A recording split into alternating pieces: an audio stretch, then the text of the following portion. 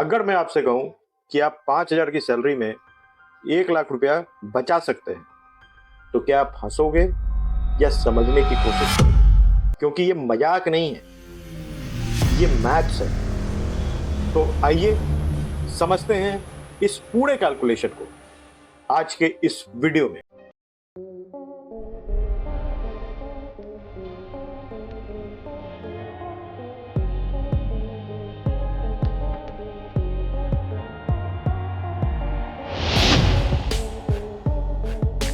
समस्या सैलरी नहीं होती, समस्या हमारी सोच होती है। सैलरी कम हो सकती है, लेकिन सोच कभी कम नहीं होनी चाहिए।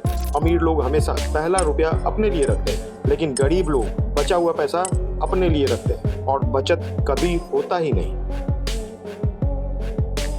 5,000 की सैलरी में भी ये 3 रूल फॉलो कर लो, सेविंग अपने आप 1,00,000 की डायरेक्शन में भागेगी। रूल 1, पे yourself first.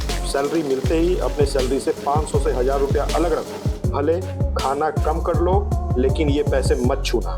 Snacks, cold drinks, online shopping, useless recharges, इन सब में 300 से 800 महीने उड़ जाते हैं। यही पैसा आपका फ्यूचर बना सकता है। 10 से 20 रुपए रोज बचाओ, महीने के 300 से 600 बन जाते हैं। वही अगर आप साल में जोड़ोगे तो 3600 से लेकर 7200 रुपए तक। अब 1,00,000 बनाने का असली गेम यही है। आरडी में 500 से 1,000 रुपए महीने डालो, सेफ प्लस गारंटेड रिटर्न। अगर थोड़ा ज्यादा ग्रो करना चाहते हो तो एसआईपी ऑन कर लो। लॉन्ग टर्म में यही पैसा मल्टीप्लाई होता है।